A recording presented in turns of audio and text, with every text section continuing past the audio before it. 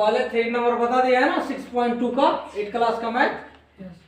अब देखना है 4 नंबर। इसमें कह रहा है कि अनुमान द्वारा निम्नलिखित घन संख्या का घनमूल ज्ञात करें। अनुमान द्वारा ये डायरेक्ट अनुमान लगा लेना है। अनुमान लगाने का तरीका क्या बताए थे? डायरेक्ट 3 को संख्या को क्या कर देना है? छांट देना है। 3 को संख्या इधर छांट देना है और देख लेना है किसके एक यूनिट के जगह पे किस संख्या के घन करने पर यूनिट के जगह पे 2 आता है। ठीक, तो 2 का 8, 8 का 2 बताए थे ना पहले। यानी कि 2 को 3 बार मल्टीप्लाई करेंगे तो यूनिट के जगह पे 8 आएगा। 8 को 3 बार मल्टीप्लाई करेंगे तो यूनिट के जगह पर 2 आएगा। बताए थे ना। चलिए यहाँ 2 है तो यूनिट के जगह पे क्या आएगा? 8 आएगा। चलिए इधर किसके क्यूब के पास है? 1 का करेंगे तो 1 होगा।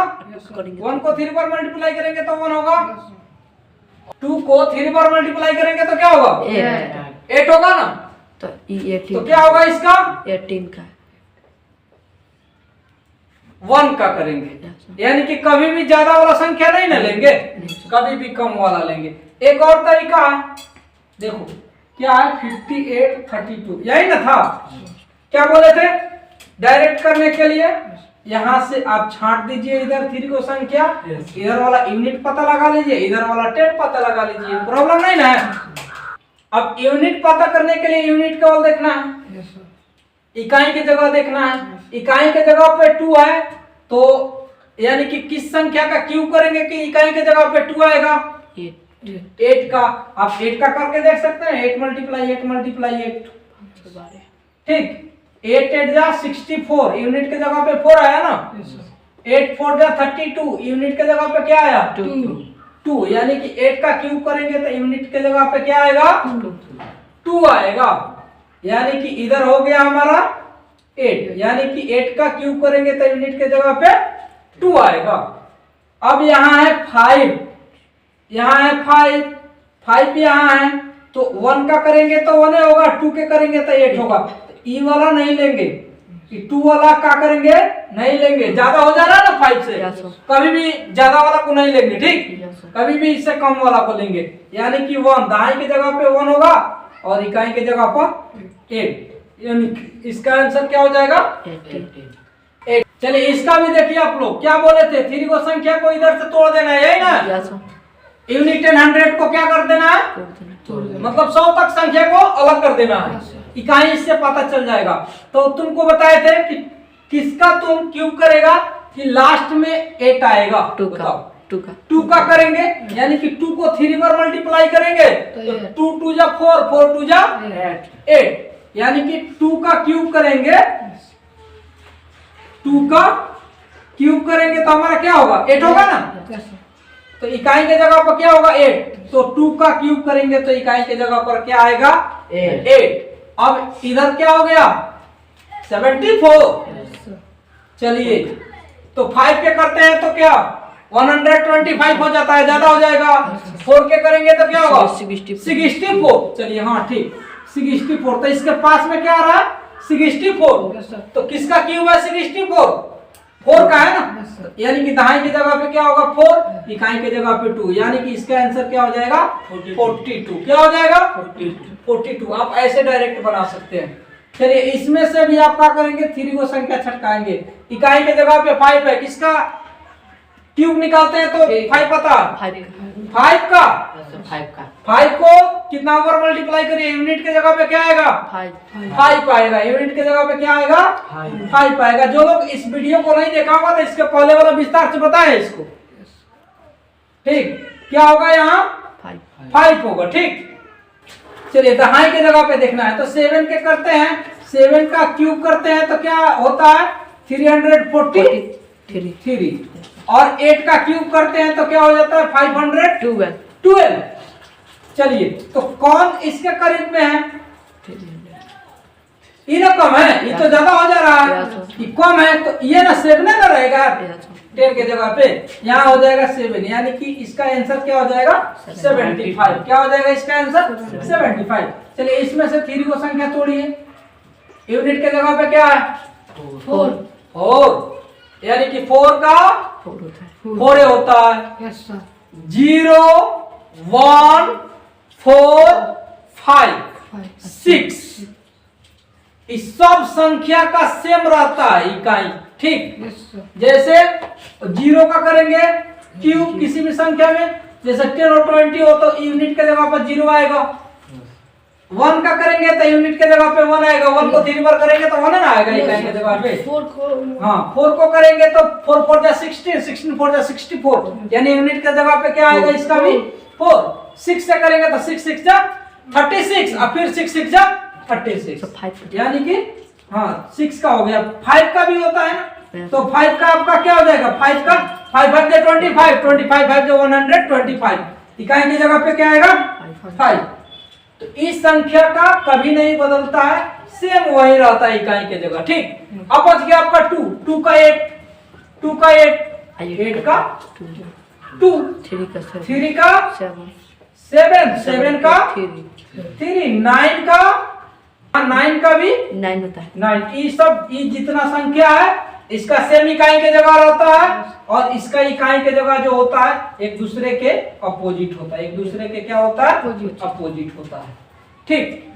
तो यहाँ देखिए आप लोग क्या है, इकाई के जगह पे 4, तो एक और इकाई के जगह पे क्या होगा 4 होगा। सिंपल सा बात है। यहाँ 100 क्या है 57, इसका मतलब होता है कि 5 के करेंगे तो 125, 6 के करेंगे तो 36 है, यही ना। तो 6 6 जा 36, 6 3 जा 18 और 3 260 ज्यादा हो जाएगा ना। अच्छा 260 ज्यादा हो जाएगा इससे, ठीक। इसीलिए 5 भी 10 के जगह पे रहेगा, तो ये क्या हो जाएगा 54 इसका आंसर हो जाएगा। ये 54 का क्यूब करेंगे तो हमारा इतना आंसर आ जाएगा।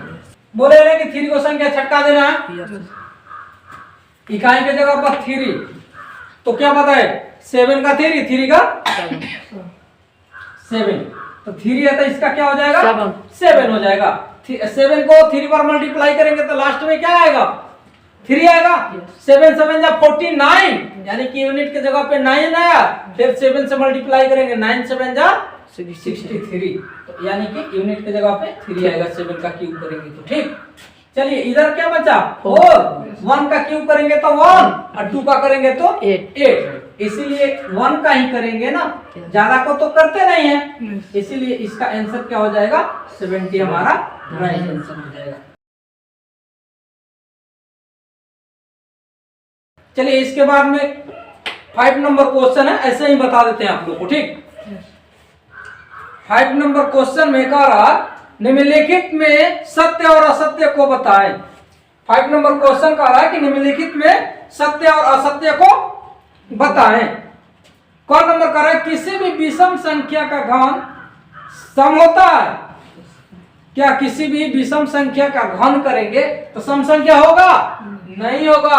कैसे कि विषम संख्या 3 के घन करो ना 27 हो जाएगा, होगा कभी नहीं होगा। तो पहले स्टेटमेंट क्या है, गलत है, असत्य है, ठीक। एक पूर्ण घन 2 शून्यों पर समाप्त नहीं होता। एक पूर्ण घन 2 शून्यों पर समाप्त नहीं होता, यह स्टेटमेंट बिल्कुल सही है। कैसे कि देखो यहाँ 10 का क्यूब करेंगे ना तो कितना 0 होगा 3 को 0 होगा।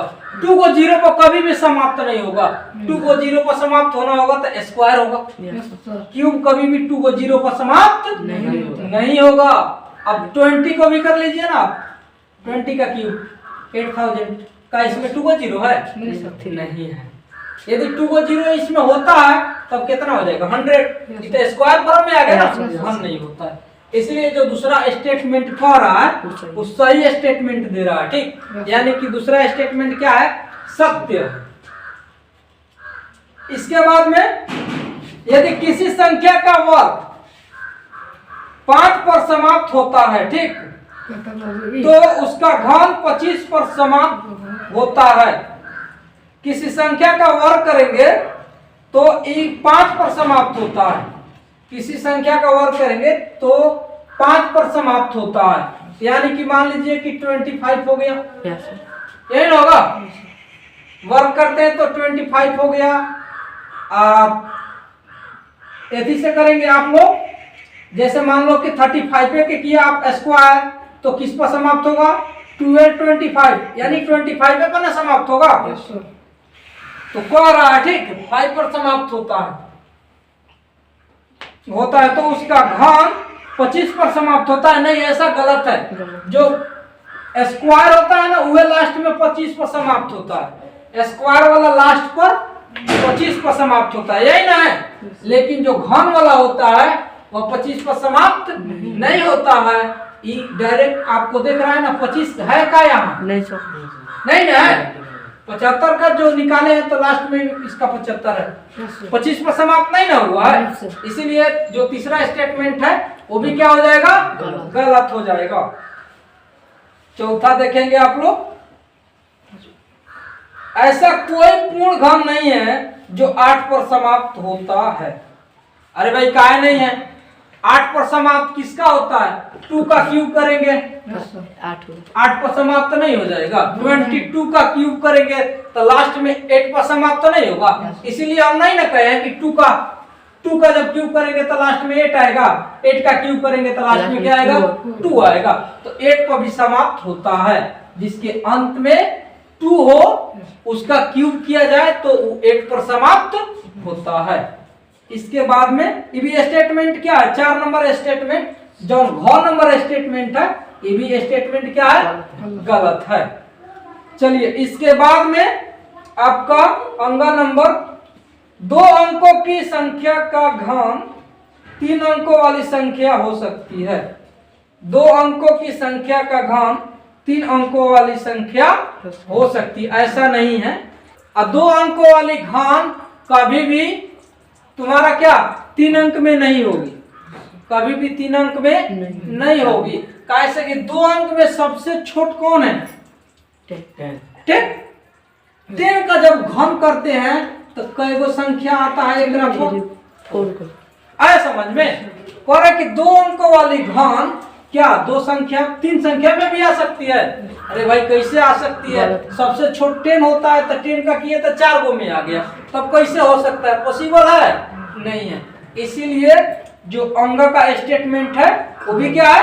गलत है। अब 4 नंबर देखेंगे, 2 अंकों की संख्या के घन में 7 या अधिक अंक हो सकते हैं, ऐसा पॉसिबल नहीं है। 7 से अधिक अंक उसमें नहीं आ सकते हैं। 7 से अधिक अंक उसमें नहीं आ सकते हैं। 2 अंकों वाला में 7 से अधिक अंक नहीं आ सकता है। ज्यादा से ज्यादा बनेगा तो 6 अंक तक बनेगा। 5 अंक तक बना है ना यहाँ, ज्यादा से ज्यादा 6 अंक तक ले बनेगा, लेकिन 7 अंक इसका नहीं होगा। ठीक, इसीलिए यह स्टेटमेंट भी गलत है। आप चाहे तो 99 का क्यूब करके आप जांच कर सकते हैं कि कितना संख्या में आ रहा है। आया समझ में? चलिए ठीक। 6 नंबर, 1 अंक वाली संख्या का घन 1 अंक वाली संख्या हो सकती है।